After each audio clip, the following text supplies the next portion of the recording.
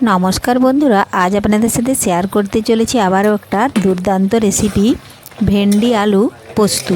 आपनारा प्रथम थेके पुरो भिडियोटा शेष पर्यन्त देखते थाकुन। भिडियोटी भालो लागले एकटा लाइक दिए पाशे थाकुन ओ बंधुदेर साथे शेयर करे दिन। चलुन ताहले शुरू करी। तो देखुन बंधुरा तार जन्य आमि एखाने आलू सरु सरु करे केटे धुए तुले निয়েছি। আর এখানে দেখুন ওই লম্বা লম্বা করে ভেন্ডি কেটে ধুয়ে তুলে রেখেছি। এ দেখুন পোস্তু সরষে বাটা সামান্য দিয়েছি, বেটে রেখেছি। আর এই দেখুন কড়াইয়ের মধ্যে পটলগুলো ভেজে নিচ্ছি আগে। পটল ভাজা আজকে কিন্তু আবারও অনেক রেসিপি হবে, যেহেতু আজকে নিরামিষ দিনে এই ভেন্ডি পোস্তু রেসিপি দুপুরের গরম ভাতে এক থালা ভাত একদম নিমিষের মধ্যে শেষ হয়ে যাবে। দেখুন পটলগুলো উল্টে পাল্টে ভেজে নিচ্ছি আমি। পটলগুলো ভাজা হয়ে গেলে ওই তেলের মধ্যে দিয়ে দেব আমি ভেন্ডি। তার আগে যদি কোনো বন্ধু আমার চ্যানেলে নতুন হয়ে থাকেন চ্যানেলটি সাবস্ক্রাইব করে বেল আইকন হলে সেট করে দিন সবার প্রথমেই আমার এই রেসিপি পেতে। তো দেখুন বন্ধুরা পটলগুলো তুলে নিয়েছি, ওই তেলে দিয়ে দিলাম আমি ভেন্ডিগুলো কিন্তু আগে থেকে আমি লবণ মাখিয়ে রেখেছিলাম। এখন উপর থেকে দিয়ে দিচ্ছি পরিমাণ মতো হলুদ গুঁড়ো। এখন ভালোভাবে খুরপি দিয়ে নাড়াচাড়া করে হলুদটা একটু ভেড়ির গায়ে মিশিয়ে নেব। আর এইভাবে নাড়াচাড়া করতে করতে দেখুন সামান্য অল্প পরিমাণে একটু ঢাকা দেব, দিয়ে ভেন্ডিগুলো ভালোভাবে ভেজে নেব। ভেন্ডি অনেকটাই পিছলে বা একটু পেলপেলে ভাব থাকে, এই জন্য এটাকে একটুকু তেল দিয়ে আগে থেকে ভেজে নিলে তাহলে রান্নাটা কিন্তু খুব সুন্দর হয়। আর না ভেজে রান্না করলে পিছলে ভাবটা থাকে, অতটাও খেতে ভালো লাগে না। তো দেখুন বন্ধুরা ঢাকা দিয়েছিলাম কিছুক্ষণ, তুলে নিয়েছি। এখন আবারও ওই একটু একটু করে কড়াইয়ের মধ্যে আমি পাতলা পাতলাভাবে ছড়িয়ে দিচ্ছি। এইভাবে হালকা আঁচে বেশ কিছুক্ষণ সময় নিয়ে ভেন্ডিটা আমি ভেজে নিচ্ছি। তো দেখুন বন্ধুরা ভেন্ডি ভাজা হয়ে গেছে, আর এই যে ঢাকা দিয়েছিলাম তাতে কিন্তু ভেন্ডি সেদ্ধ হয়ে গেছে। এখন আমি ভেন্ডিটা একটা অন্য পাত্রে তুলে নিচ্ছি। দেখুন ভেন্ডি তুলে নিয়েছি। এখন ওই কড়াইয়ের মধ্যে আবারও পরিমাণ মতো সাদা তেল দিয়ে দিলাম। আমি এখানে সাদা তেল দিচ্ছি, আপনারা পারলে সরষের তেলও দিতে পারেন।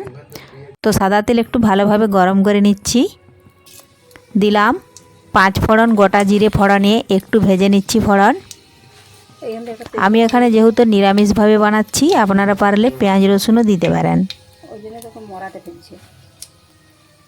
আপনারা তো আলু পোস্তু বা ঝিঙে পোস্তু অনেকেই খেয়েছেন, কিন্তু এইভাবে নিরামিষ পদ্ধতিতে ভেন্ডি পোস্তু একবার বানিয়ে দেখবেন, খেতে অসাধারণ হয়। একটু করে তেজপাতা দিয়েছিলাম আর দিয়ে দিলাম ধুয়ে রাখা আলু। এখন আমি পরিমাণ মতো দিয়ে দিচ্ছি লবণ, পরিমাণ মতো দেব আমি হলুদ গুঁড়ো,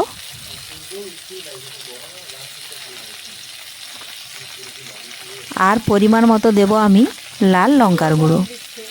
ঝালটা আপনারা আপনাদের পছন্দ মতো দেবেন, যে যতটাই ঝাল খেতে চান সে কিন্তু ততটাই ঝাল দেবেন।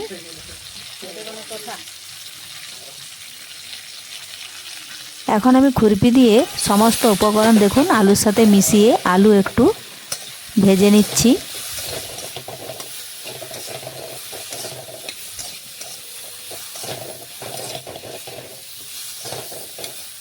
তো দেখুন আলু ভেজে নিয়েছি। এখন আমি ওপর থেকে দিয়ে দিলাম পোস্ত ও সরষে বাটা।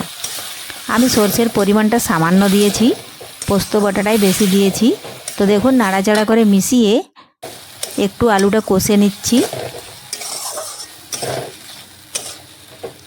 খুবই সহজেই ভেন্ডি রেসিপি, একবার দেখলে আপনারাও বাড়িতে যে কেউ বানিয়ে নিতে পারবেন। তো দেখুন কষিয়ে নিয়ে আমি দিয়ে দিলাম ওই পোস্ত বাটার বাটিটা ধুয়ে কিছুটা জল, আবারও একটু দিয়ে দিলাম জল। এখন আমি বেশ কিছুক্ষণের জন্য ঢাকা দিয়ে রেখে দেব, তাহলে কিন্তু আলুগুলো ভালোভাবে সেদ্ধ হয়ে যাবে। আর আমার ভেন্ডি ভাজতে ভাজতেই কিন্তু সেদ্ধ করে নিয়েছি। তো দেখুন আমি ঢাকাটা একবার তুলে নিয়েছি। এখন কিছুটা টমেটো কুচি দিয়ে দিচ্ছি, কারণ কিছুটা আলু আমি সেদ্ধ করে নিয়ে তারপরে দিলাম টমেটো কুচি। আপনারা পারলে আলুর সাথেও দিয়ে দিতে পারেন, তাতেও কোনো অসুবিধা নেই। তো দেখুন আবারও ঢাকা দিয়ে দিলাম। তো বেশ কিছুক্ষণ ফিরে এলাম, আবারও ঢাকা তুলে নিয়েছি। দেখুন কতটা জল ছিল, কতটা হয়ে গেছে। আর আলু ভালোভাবে কিন্তু সেদ্ধ হয়ে গেছে, এই দেখুন। এখন আমি ভেজে রাখা ভেন্ডি ওপর থেকে দিয়ে দিচ্ছি, দিয়ে নাড়াচাড়া করে মিশিয়ে নিলেই তৈরি হয়ে গেল নিরামিষ দিনে নিরামিষ।